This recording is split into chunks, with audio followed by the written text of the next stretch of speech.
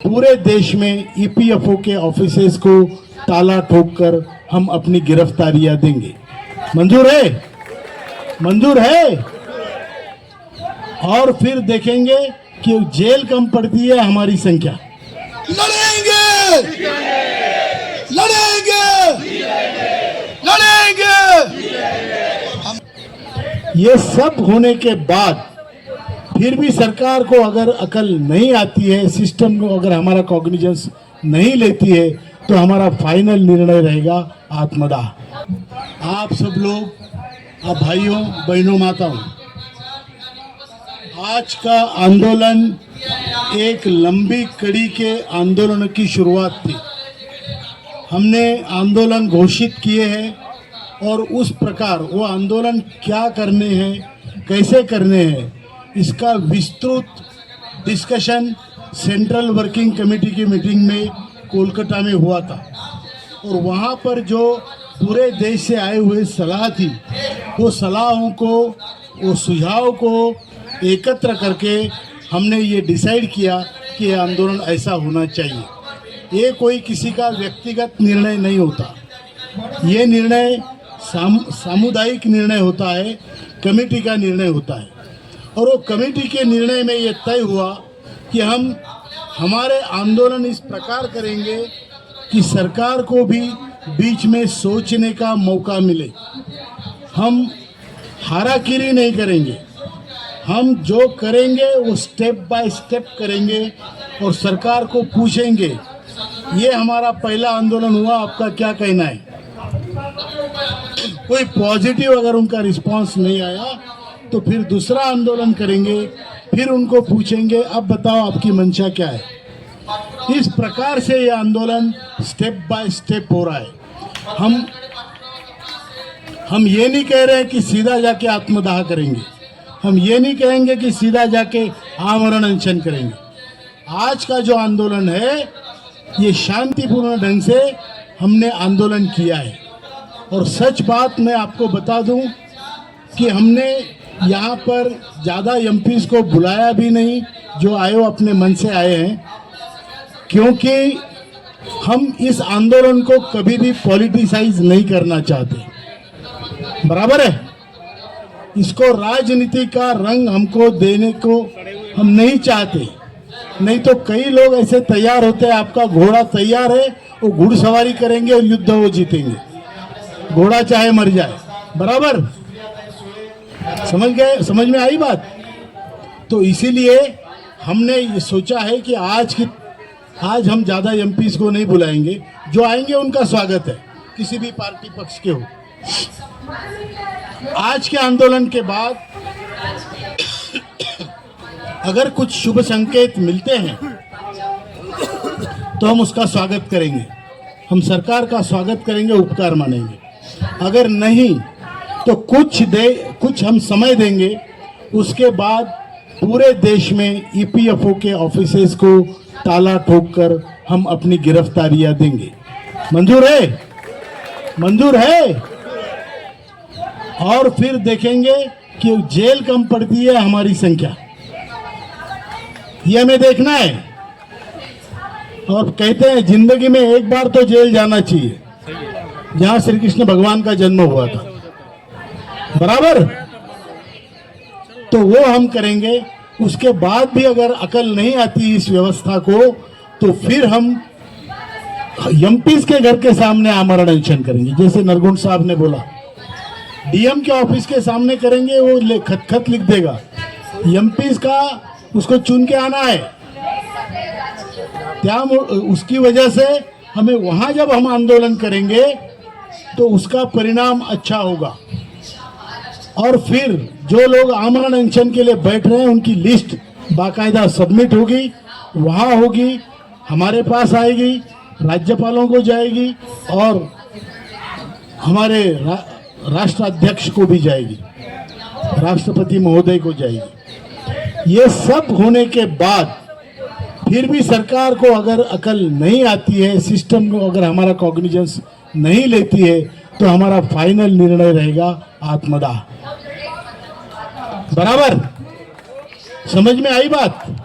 हम straight away jump नहीं कर रहे और कोई भी काम हम अकेले नहीं करेंगे, चाहे वो आमरण अनशन हो, चाहे आत्मदाह हो, कोई भी काम हम अकेले नहीं करेंगे। हम सब मिलकर संगठन की तौर पे उस पे करेंगे और पूरे देश में करेंगे। लेकर रहेंगे, इसमें बिल्कुल भी किसी प्रकार की शंका कुशंका आपको नहीं करनी है। आपने जो अब तक का संघर्ष किया वह प्रशंसनीय है, अनुकरणीय है, वंदनीय है। आज आपने आपके संगठन को, आज आप देखिए कमांडर साहब के साथ में हमने देखा कि कम से कम हम प्रतिशत तो नहीं बता सकते, लेकिन मैक्सिमम एमपीज के यहाँ जो काम करने वाले लोग हैं, जो सचिव करके एज ए सेक्रेटरी काम करते हैं, उसमें ज्यादातर हमारे ईपीएस के भाई हैं। संघ कार्यालय में हमने देखा मुख्यालय में संघ के, वहां भी ईपीएस के भाई हैं, करीब 90% भाई ईपीएस के हैं। जब परम पूजनीय मोहन भागवत जी ने कमांडर साहब को बुलाया और जब कमांडर साहब पहुंचे, मैं भी उनके साथ में साक्षीदार हूं, तो अपने ईपीएस के भाई वहां मिले। उन्होंने कहा सर हमारी ओर ध्यान दीजिए। कमांडर साहब ने कहा भाई आप परम पूजनीय श्रद्धेय मोहन जी से बात की है? उन्होंने कहा हमारी हिम्मत नहीं होती है, आप ही वो व्यक्ति हैं जो हमारी आवाज को पूजनीय मोहन जी भागवत के तक पहुंचा सकते हैं। और माननीय कमांडर साहब को उसी दिन उन्होंने कहा कि आपका कार्य बहुत अच्छा है, इसलिए मैंने आपको समय दिया है, आपका कार्य अच्छा है। जब यह बात हुई कि हमारे पास में वोट बैंक नहीं है, सरकार को ऐसा लगता है, तो पूजनीय मोहन भागवत जी का कहना था कि वोट बैंक से संघ का कोई मतलब नहीं है। मैं आपको अंदर की बातें बताता हूँ कुछ। उन्होंने कहा कि संघ से वोट बैंक का कोई मतलब नहीं है, लेकिन आपका कार्य अच्छा है, इसलिए मैं आपका कार्य करवा के रहूंगा और मैं प्रधानमंत्री से कल बात करूंगा। बात नहीं हुई, वही भी जो है क्या चर्चा हुई क्या है उसके बारे में हम आपको नहीं बताना चाहेंगे, लेकिन आप निराश हो रहे हैं, आप हताश हो रहे हैं, इसलिए बात मुझे आपको बतानी पड़ी। और ये कोई पॉलिटिकल विषय नहीं है। नंबर 2, आपने देखा, आज आपने देखा होगा कि हमारे यहाँ एमपीओ की संख्या तो बहुत कम है। उसका कारण ये है कि आज का हमारा कोई इवेंट नहीं था कि हम जो है सांसद महोदय को बुलाएं। एक इवेंट हो चुका कमांडर साहब के द्वारा, आपने देखा उस समय 28 एमपी यहीं आए थे, वो हमारा एक इवेंट था। दूसरा इवेंट हमारे जो सांसद महोदय यहाँ आए थे, उन्होंने किया कि संसद में जाके हमारी बात को उठाया और वहाँ जाके उन्होंने गेट के ऊपर, संसद के गेट के ऊपर प्रदर्शन किया। इसके बाद में और एक बात आगे बहुत सारे एमपीओ का ग्रुप, हम नाम नहीं लेना चाहेंगे, वो ग्रुप में उनके प्रति हम कृतज्ञता व्यक्त करते हैं, वो वित्त मंत्री महोदय जी से मिले। और अभी आपने देखा होगा कि 7-8 एमपी महोदय वो जो है श्रम मंत्री महोदय से मिले। अभी परसों की बात है, 2 दिन पहले की बात है। इसका पूरा श्रेय कमांडर साहब को है, आपके पुण्य और पुरुषार्थ को है। आप ऐसा मत समझिए कि हम अकेले हैं, अब आपके साथ में पक्ष और विपक्ष सब साथ में है। इसलिए हमने माननीय कमांडर साहब ने इस आंदोलन के लिए एमपी महोदय को न्योता नहीं दिया था, लेकिन वाक चौरे साहब वहाँ हम लोग रुके हुए हैं, उनको इस बात का पता है, तो उन्होंने खुद कहा कि आपका आंदोलन कब है, तो कमांडर साहब ने कहा कि सर हमारा आंदोलन कल है, इसलिए वो यहाँ पधारे। उनके प्रति हम कृतज्ञता व्यक्त करते हैं। यहाँ भी बहुत सारे एमपी हैं, एमपी महोदय हैं, और हमारे यहाँ के जो हमारे बुल्ढाना के जो राज्य मंत्री हैं स्वतंत्र कार्यभार, वो भी यहाँ पधारे हुए हैं। सब लोग यहाँ से हमारी बात सुन रहे हैं, लेकिन जो है हमने उनको जिस प्रकार से विधिवत न्योता देना चाहिए था नहीं दिया है, इसलिए उनकी उपस्थिति नहीं रही है यहाँ। इसलिए उसको इस प्रकार से ये उसका मेजरमेंट मत कीजिए कि हमारे यहाँ इतने कम एमपी आए। सभी एमपी महोदयों का सबका साथ आपके साथ में है, क्योंकि आपका जो कार्य है वो शुद्ध कार्य है, धर्म का कार्य है, सब लोग आपके साथ हैं, इसलिए आप बिल्कुल चिंता न करें। कुछ बातें आपको बता दूं जो बहुत जरूरी है। आप कहेंगे कि यहाँ क्या हुआ आने से। आज इसी मंच के द्वारा माननीय कमांडर साहब के द्वारा संघर्षात्मक आंदोलन की घोषणा कर दी गई है। अभी तक जो हम आंदोलन करते थे वो हमारे आंदोलन प्रचारात्मक थे, वो आंदोलन हमारे सभी रचनात्मक आंदोलन थे, लेकिन अब आज से जो हमारे आंदोलन होंगे वो सबके सब संघर्षात्मक आंदोलन है।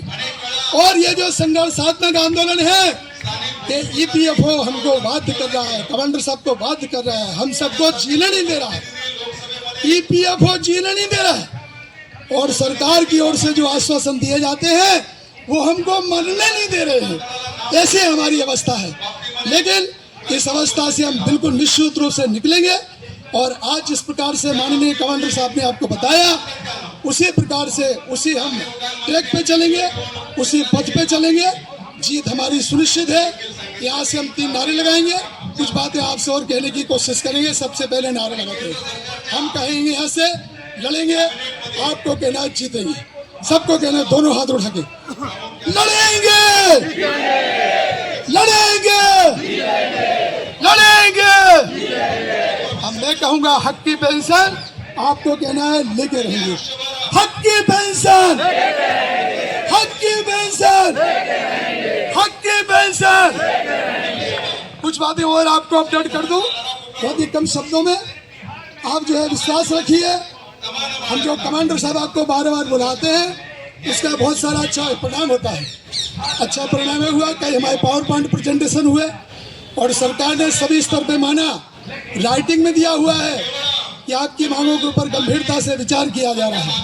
ये सब हमारी सफलता है। ऐसा कोई संगठन नहीं है जिसको माननीय प्रधानमंत्री ने 2 बार बुलाया हो। बहुत सारी चीजें हैं, चूंकि अब जो है संघर्षात्मक आंदोलन की हमारी घोषणा हो चुकी है, इसलिए हम सरकार क्या कर रही है, सरकार क्या करेगी और कहाँ तक हमारा सकारात्मक है, ये सब चीज़ों की हम यहाँ चर्चा नहीं करेंगे। अब तो हम जो है जिसको हम कहते हैं कि मिटा दे अपनी हस्ती को, अगर कुछ मर्तबा चाहे कि दाना खाक में मिलकर गुले गुलजार होता है। हमको अब इसी पथ के ऊपर चलना है और आपको विश्वास दिलाते ऐसे कहते हैं, बताते हैं कि प्रभु की प्रेम दृष्टि से बदल जाती है तकदीरें, अगर विश्वास सच्चा हो तो कट जाती है जंजीरें। हमारी भी जंजीरें कटेंगी, हम बहुत जल्दी जीतेंगे।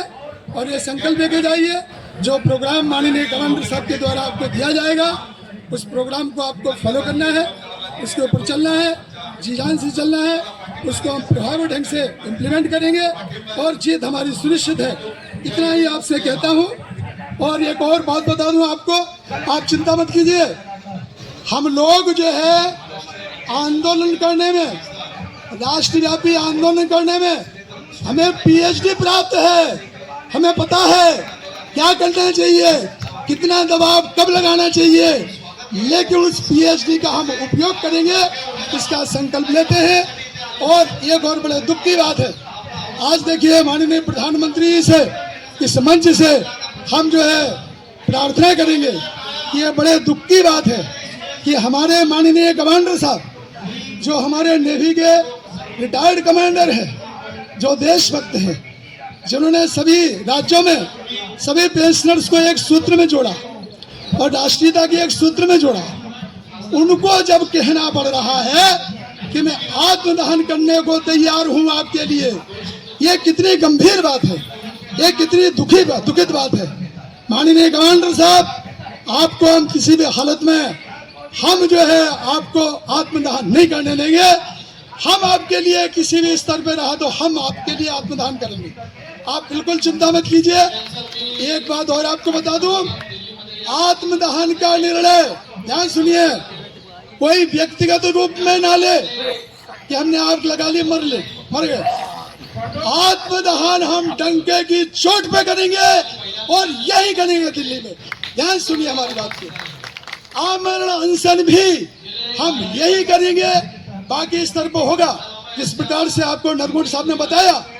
लेकिन जो है आपको आमरण करने के लिए राष्ट्रीय स्तर के नेता बैठेंगे, कमांडर साहब को बैठने नहीं देंगे, क्योंकि कमांडर से बैठ गए और जो है तो फिर क्या फायदा होगा। तो हम बैठेंगे, हमारी 97 साल की माँ बैठी आपकी, हमारी माँ रोज पूछती है कि भैया क्या हो गया, पेंशन का क्या हो गया। इतना संघर्ष किया आपने, मैं आपके लिए आमंत्रण करने के लिए तैयार हूँ। हमारी माँ 97 साल की बैठेगी, मैं बैठूंगा, और आप लोग कमांडर साहब को ऐसा सहयोग देते रहिए। विजय हमारी सुनिश्चित है, विजय हमारी सुनिश्चित है। ये संकल्प लेके जाइए। हमारे पास में हजारों लोग के नाम आए हैं, हजारों लोग, कम से कम 10,000 से ज्यादा लोगों के नाम आए हैं। 10,000 के लोगों से ज्यादा तो हमारे हेडक्वार्टर पे आए हैं कि हम आत्मदान करने के लिए तैयार हैं। लेकिन हमको जो भी करेंगे हम वो डंके की चोट पे करेंगे। फिर रिपीट करता हूँ, हम चुपचाप नहीं करेंगे और लड़ेंगे, जीतेंगे, अपनी हक की पेंशन लेकर रहेंगे। इतना ही कहता हूँ और अपनी वाणी को विराम देता हूँ।